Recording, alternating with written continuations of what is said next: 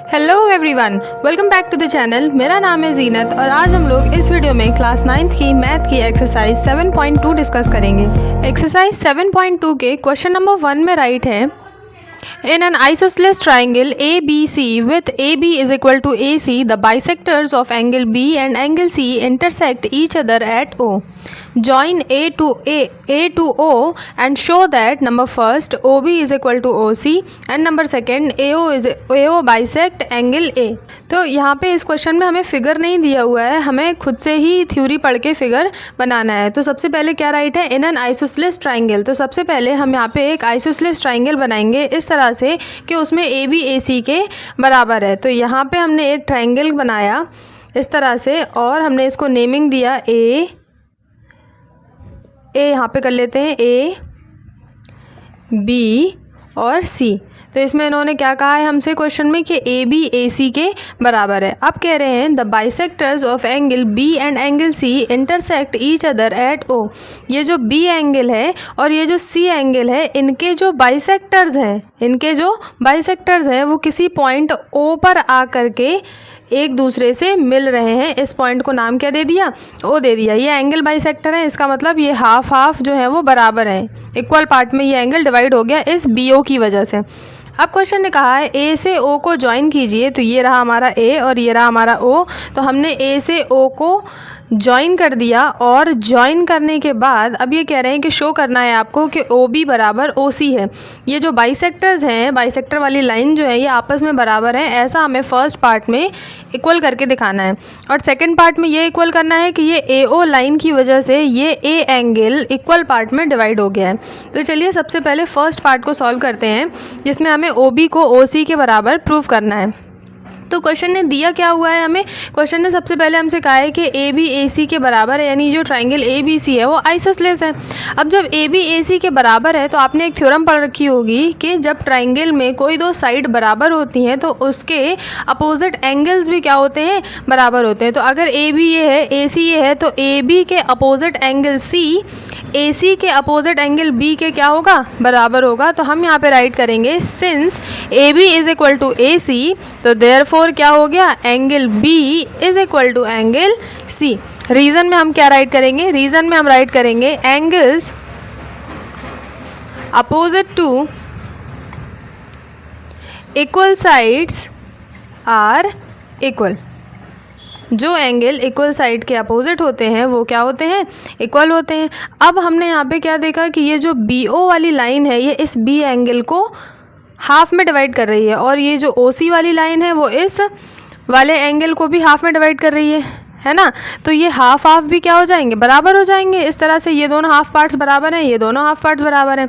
अगर angle B और angle C बराबर हैं तो क्या इनके हाफ बराबर नहीं होंगे, half of angle B half of angle C के बराबर है, ऐसा भी हम राइट कर सकते हैं। क्योंकि हम लोगों ने यूक्लिड्स के पोस्टुलेट्स में पढ़ा है कि जब हम इक्वल्स में इक्वल्स का मल्टीप्लाई या डिवाइड करते हैं तो रिजल्ट भी क्या होते हैं, इक्वल होते हैं। तो जब B C के बराबर है तो हमने हाफ का मल्टीप्लाई दोनों साइड किया तो दोनों भी चीज़ें क्या होंगी, बराबर होंगी। अब हाफ एंगल भी होगा क्या, हाफ एंगल भी अगर हमें करना है तो हम ये वाला पार्ट भी ले सकते हैं और ये वाला पार्ट भी ले सकते हैं। अगर हम ये वाला पार्ट लेंगे यानी ये वाला एंगल लेंगे तो कोई बेनिफिट नहीं, क्योंकि हमें तो OB चाहिए। तो OB के लिए हम यहाँ जाएंगे इस अंदर वाले पार्ट में। तो हम यहाँ से लेंगे एंगल OBC, यानी angle half of angle B हमने क्या ले लिया, OBC ले लिया। तो यहाँ से कर दिया angle OBC is equal to, इसी तरह से जब हम हाफ ऑफ एंगल C ले रहे हैं तो हम उस वाले साइड को ना लेके इस वाले एंगल को लेंगे। तो यहाँ से हो जाएगा हाफ ऑफ एंगल जो C है वो क्या हो जाएगा, OCB हो जाएगा। तो यहाँ से हो गया OCB, यानी हमने ये प्रूव कर दिया यहाँ से लाके कि OBC OCB के बराबर है, ये हाफ हाफ आपस में बराबर है। तो अगर हम इस छोटे वाले ट्राइंगल को कंसीडर करें, इस ट्राइंगल को, इन ट्राइंगल OBC, अगर हम OBC को कंसीडर करें तो क्योंकि ये जो है क्या है, इक्वल एंगल्स हैं, तो इनके अपोजिट वाली जो साइड्स होंगी वो भी क्या होंगी, बराबर होंगी। तो यहाँ से अब हम राइट करेंगे sides opposite to equal angles are equal.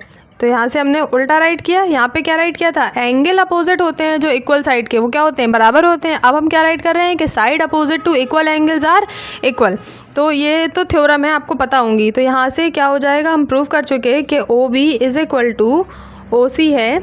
जब ये बराबर है एंगल तो इनके अपोजिट की साइड्स भी क्या हो जाएंगी, बराबर हो जाएंगी। बस यहाँ से हमने राइट कर दिया, हैंस प्रूव्ड। तो हमारा फर्स्ट पार्ट प्रूव हो गया। अब चलिए नेक्स्ट स्लाइड में हम लोग सेकंड पार्ट को भी सॉल्व कर लेते हैं। अब इस क्वेश्चन के सेकंड पार्ट में हमें प्रूव करना है कि ए ओ एंगल ए को बाइसेक्ट कर रहा है, यानी कि ये वाला जो एंगल है वो इस वाले एंगल के बराबर है, ऐसा हमें प्रूव करना है। तो अगर इन दोनों को बराबर प्रूव करना है तो अगर हम ये प्रूव कर दें कि ये वाला ट्राइंगल यानी कि ए ओ बी और ए ओ सी कॉन्ग्रेंट है, तो ये प्रूव हो जाएगा कि ये दोनों इक्वल हैं, क्योंकि कॉन्ग्रेंट ट्राइंगल्स के कॉरस्पॉन्डिंग पार्ट्स क्या होते हैं, बराबर होते हैं। तो चलिए यहाँ पे हम सबसे पहले कॉन्ग्रुएंसी प्रूफ करेंगे। तो हम कंसीडर कर लेते हैं, consider triangle A O B and triangle A O C. अब हमें इसमें तीन चीज़ें यहाँ पे बराबर लानी होंगी। तो सबसे पहले तो हमें दिख रहा है कि ये जो ए ओ वाली साइड है ये कॉमन है दोनों ट्राइंगल के लिए। तो हमने यहाँ पे राइट किया कि A O is equal to O A और ब्रैकेट में राइट कर दिया, क्योंकि ये दोनों साइड क्या हैं, दोनों ही ट्राइंगल्स के लिए कॉमन है। अब सेकंड हम देखेंगे कि हमारे पास अभी हमने देखा था कि ये वाला हाफ इस वाले हाफ के बराबर है, तो ये इसके बराबर है और ये इसके बराबर है। इसका मतलब ये दोनों एंगल भी क्या हो गए, बराबर हो गए। हमने अभी अभी देखा था पीछे फर्स्ट पार्ट में। तो यहाँ से हमने राइट किया कि angle O B A is equal to angle O C A, है ना। क्योंकि ये क्या है, बी सी के हाफ हैं। जब बी और सी पूरे बराबर हैं तो इनके हाफ भी क्या होंगे, बराबर होंगे। अब थर्ड के लिए हमें क्या मिलेगा, यहाँ पे थर्ड पार्ट के लिए थर्ड चीज़ जो हमें प्रूव करनी है, जो क्वेश्चन में ही दी हुई थी कि इन दोनों इस पूरे ट्राइंगल में ये जो ए बी साइड है वो ए सी साइड के बराबर है और ए बी ए सी इन दो छोटे ट्राइंगल की भी साइड है। तो हम यहाँ पे कंसीडर कर सकते हैं इनको भी, यानी यहाँ से हो गया A B is equal to A C और ब्रैकेट में हमने राइट कर दिया क्या, गिवन, और यहाँ पे राइट कर दिया फ्रॉम फर्स्ट पार्ट, कि ये वाला जो हम ले रहे हैं यहाँ पे ये फर्स्ट पार्ट के सॉल्यूशन से हमने यहाँ पे रखा है, ये गिवन में हो गया। तो तीन चीज़ें बराबर प्रूव हो गई। वो तीन चीज़ें क्या हैं, दो साइड है और एक एंगल है, यानी कि ये SAS रूल लगेगा और SAS रूल से ये दोनों ट्राइंगल कॉन्ग्रेंट प्रूव हो गए।